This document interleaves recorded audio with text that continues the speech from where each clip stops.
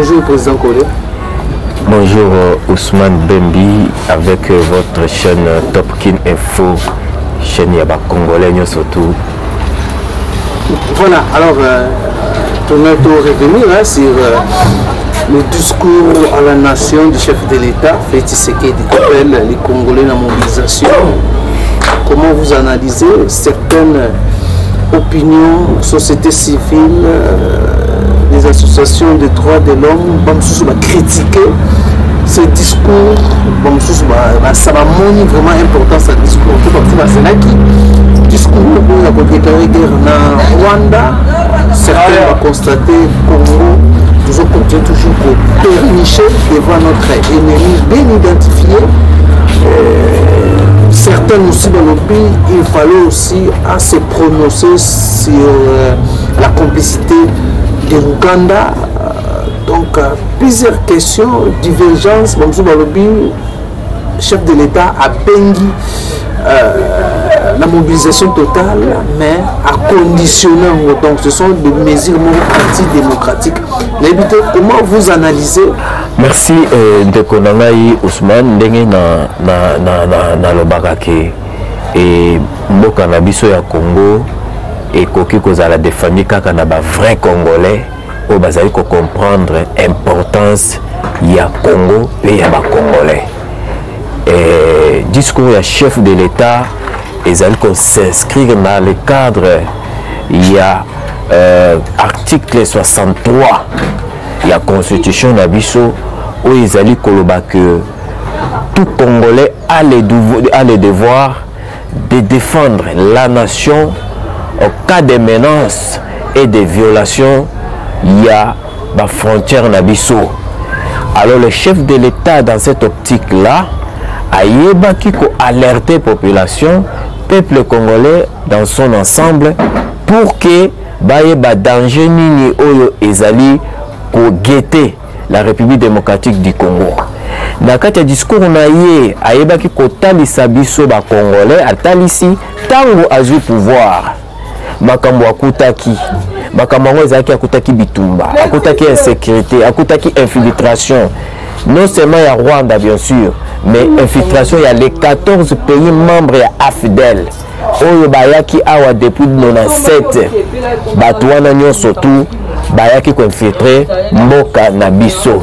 Donc alors ezalaki important pour que biso lelo avec Félix Tshisekedi Tshilombo toyeba ko alerter que batwana nde bazali ko affaiblir armée na biso bango nde bazali ko bundisa biso.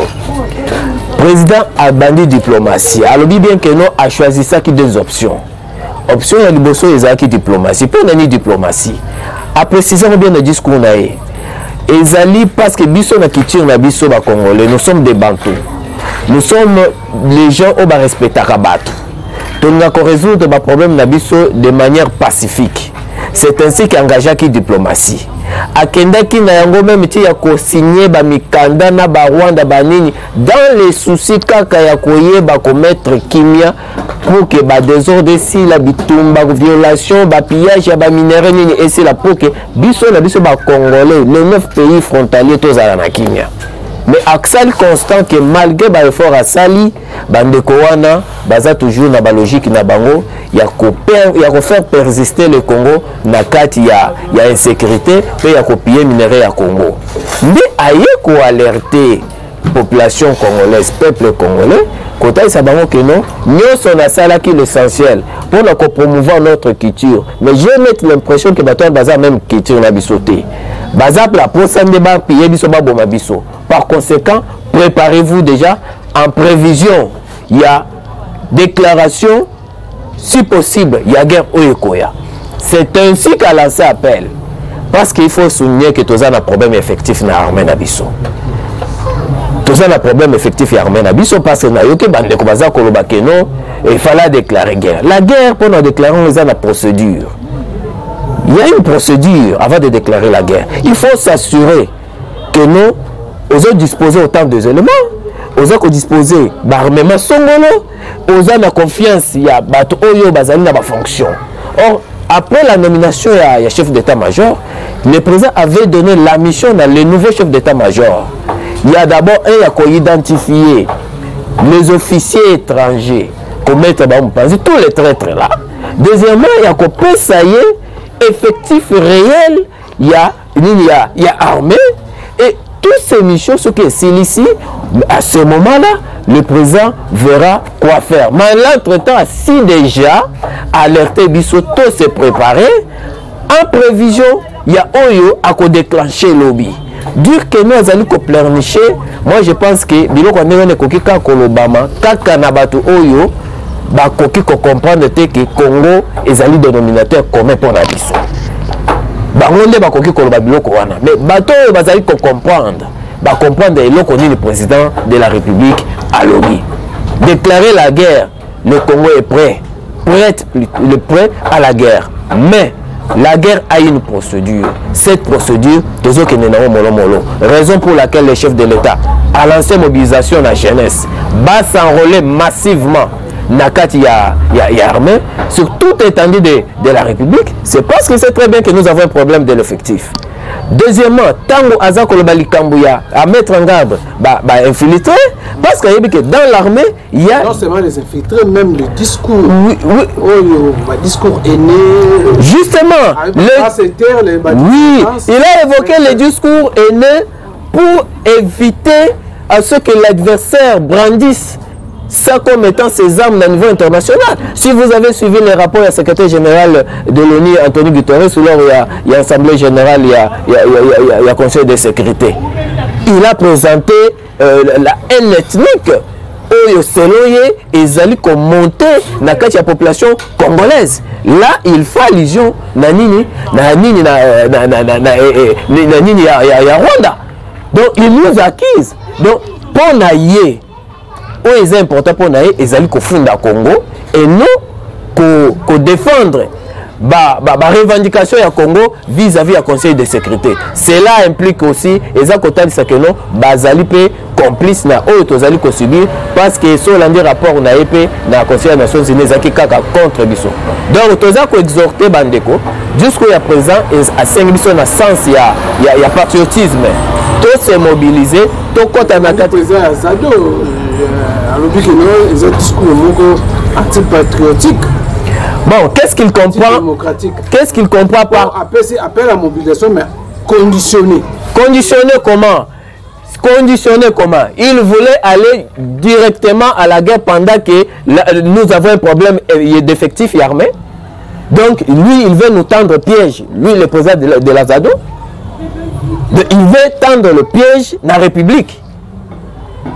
Il doit laisser la République se préparer. Nous allons arriver là où il veut. Mais nous devons nous préparer. Nous devons d'abord écarter tous les traîtres dans l'armée.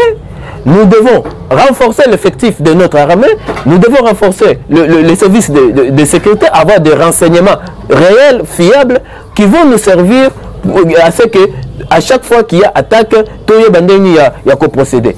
Au moment où MONUSCO a Azali Kosala, il y a de cela 3 jours, la population a vu la MONUSCO en train de transporter les éléments de M23 dans 4 Yabamitoukanabango au niveau de Rumagambo.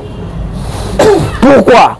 Manque effectif. Parce que si nos militaires, bazalaki na frontière d'entrée au bango bakote laki, balaki bakota bilolenge bayakite, banga bazala fouiller avant. Et puis affrontement ma casse et salama. Mais population ayant que se prendre bango et ici bakoti déjà à l'interne. Les populations sont soupçonnées bango, attaquer bango. Parce que baebi que non, ceux qui boye bakangi bakobime la boy. Ceux qui bakangi na frontière à Brazza, bakoye na Centrafrique. Ceux qui bakangi na Centrafrique, bakobime la côté ya nini ya Angola.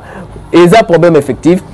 Azado toza na estime pour na bango, mais biloko misusu bozo fongo la brèche, bo pesa bagiment na ba adversaire sans le savoir. Vous êtes le chef d'État dit que non, il faut se taire. Ce genre de comportement, il faut les interpeller. Et ça possible, sinon à sanctionner, peut-être par rapport à la sanction contre nous appuyons ça pas ce genre de propos tels que le président de l'Azado Outiko Koloba. Et c'est inconcevable. Dire que non, antidémocratique, antipatriotique. Par rapport à quoi? Le président a fait son travail. Il a informé la nation sur la danger qui guette la République. Il a fait son travail. il nous a responsabilisés conformément à l'article 63 de la Constitution. Il nous a mis devant nos devoirs. En quoi cela est antidémocratique? La guerre, on la prépare. Est-ce que l'unité nationale, chef de l'État, est-ce que les possibles, certaines communs des mortels, parce qu'on retourne par rapport à comment fonctionne notre classe politique, surtout la société civile, le mouvement citoyen, est-ce que l'unité on a sengi est possible vraiment? Donc Ousmane, depuis très longtemps, comme dans toute la famille, le problème est Mike Zangakate. Le problème est Mike Zangakate. Mais pour la République démocratique du Congo, au-delà de nos problèmes, pour défendre le Congo. Mais ce qui est ma condition, il faut réparer ma Vital Caméré, ma matata Nalobi na yo, wana ezali ba distraire. Nalobi na yo ne peut défendre le Congo aujourd'hui que ba o ba bien importance ya Congo, mais importance ya Congolais. Na période où somo taza ko pesa ba argument wana, comprendre que non, baza ba toyo, baza ko servir ba intérêt ya ba asservisseurs. Ce sont des gens qui servent les asservisseurs. Et nous ne sommes pas là pour nous collaborer. Ils sont en train de nous distraire. Donc, et nous interpellons les services. Nous interpellons les services. Oui, nous interpellons les services d'accompagner les propos du président de la République par rapport à la sanction contre ce genre de comportement. Parce qu'il faut un comportement pendant cette période. Il faut encourager la population. Il faut motiver la population. Bakota armée. Il faut encourager les associations. Va se regrouper en groupe de vigilance, tel que le président évoqua Kiyango. Ousmane Tozaka na Congo. Mona Mukilio, biso ba Congolais Tozaka na Congo. On a dit Colette Brackman. Alobi les Congolais bazali na amité. Ami na bango ezali Nzambe na Congo na bango bazako défendre intégrité na bango territoriale na minéré na bango. Colette Brackman naza Congolais hein? Amopaya. Mais tia loba asala analyse amoni que non ezala États-Unis, ezala Europe, ezala même bandeko lelo tozali kolingato collaborer na bango pona nini confiance paix et kozalaka pe kakate parce que nous ne savons pas derrière leur tête ce qu'ils pensent.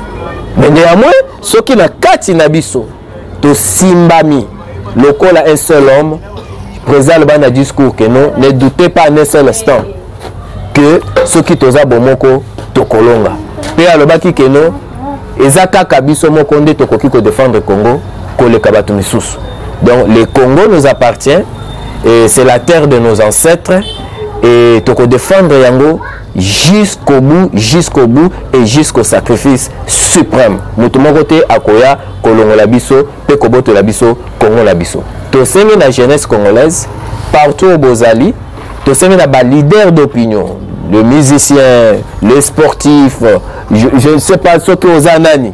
Place aux Ali, Talissa, jeunesse, Talissa congolais, Bolingo ya Congo, encourager les jeunes, s'adhérer massivement. Je félicite d'ailleurs la jeunesse ya Goma. Déjà, tous les informations, 800 éléments, 800 jeunes ont déjà s'adhérer dans le ya armée et baza ko continuer. Tous les ça na Équateur et ça na Kinshasa. Il faut tous une armée de 3 millions d'éléments parce que tous allez entourer nos ennemis. Tous allez entourer nos ennemis et c'est de défendre la République démocratique du Congo pour assurer le développement de Mboka-Nabiso. Tous allez un pays riche. Tokozalaka jamais na posa ko bima bamboka mususu so toza na kimia pour to ko développer mboka na biso to kende liboso kongola kozala malamu. Voilà, alors pour aussi ça tout le monde qui rencontre il y a Abbé Cholé, l'église catholique Nakadima, lelo créé polémique l'église était contre Kadima. L'église était contre la CENI actuelle CENI mais bomoni a sali rapprochement mais nakoyoka Abbé Cholé Ndengalobi, il n'a jamais été contre CENI, contre candidat Kadima. Oui, je suis chrétien. Oui, Tangu Oyo Bakamija Baptiste.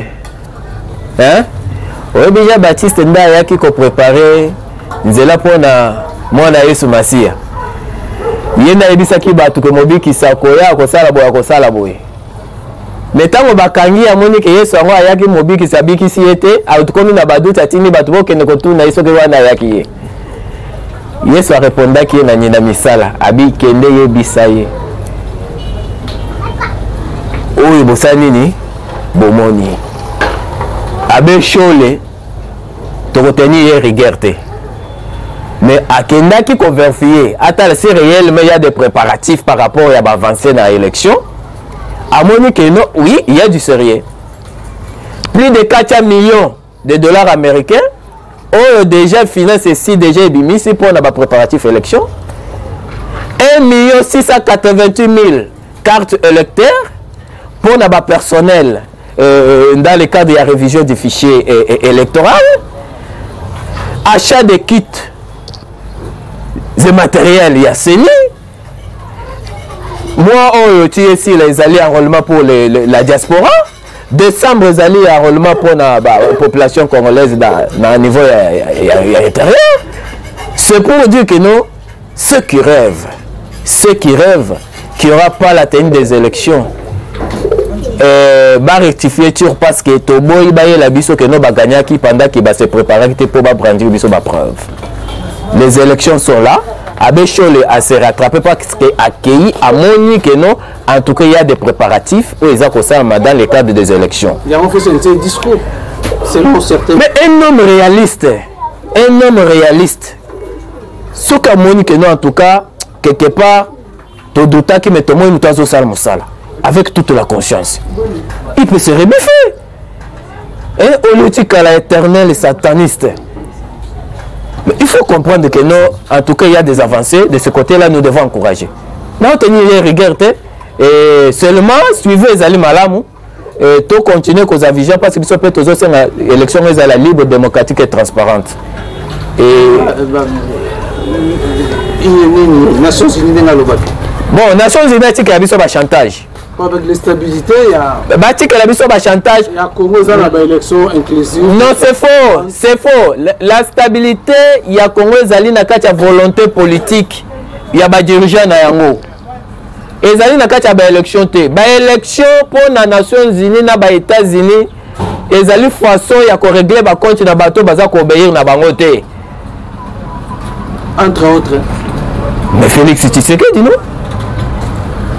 Mobile ya solo ya boy ba ordre mal donné ba ordre ko ya côté Kamboka oyo aboyi ba accord oyo M23 signaka na Kabila Tshisekedi a reconnaître yango parce que ba corps neza ba corps léoné et sacrifier qui souveraineté ya mboka mobile oyo aboyi kozwa ba élément M23 ko tia bango na kati armée na ba service de sécurité eza mobile wana ndazo gêner yango faut ba akeli pour na certains yango to lobby béton wana kake muto akenisa azate à part peuple. Les élections seront libres, démocratiques et transparentes et nous allons libérer ce pays avec Félix Tshisekedi. Les élections sous pression occidentale? Non, nous ne sommes pas sous pression. Les délais constitutionnels, nous organisons les élections par rapport au délai constitutionnel. La constitution, c'est la constitution de notre pays. Nous ne sommes pas soumis à la pression. L'élection est transparente, inclusive. Aussi, le droit de partir est pour éviter les ressources carbone. Non, non, avant tout, Kalate, Biloko, nous soutenons aussi là. Biloko, nous soutenons aussi les Babylon, Mikemik. Bato, bazo déranger Biloko, wana, bazali kolingate, tokende na élection, bazande na posa, tokende na dialogue. De ces dialogues, to partager pouvoir. Bas encore occasion à ça chantage sur les quotas. Nous les ressortissants de va profiter, va cotiser ça élément na bango infiltré, va rapprocher Félix Tshisekedi, lobby avant l'élection koya selon ndenge bango ba redéfinir, ba bomaé. Donc bazo mona ba banque Félix azo détruire à petit feu ba plan na bango surtout ba salaka ensemble na Kabila dans le cadre ya FDL. Crainte na bango yangwana. Or ceux qui toquent élection les vraies élections, quand des cours de plan surtout en place, des craintes na bango. Nous avons organisé l'élection sous pression. Parce que tout ça, il y a des bon côté. Dans les États-Unis, 13 millions. 13 millions, Congo, combien d'habitants? Notre finance c'est plus de 14 millions. Sur 668 millions, ils ont conglobé Bascritonos. C'est déjà plus de 400 millions. Et tu calmes 200 quelques. Et bon, 13 millions de valeur quoi. Chantage. La crédibilité des élections dépend de la volonté politique des dirigeants et surtout de la CENI. Et cette volonté politique, tous disposés en haut, et ça n'a pas côté.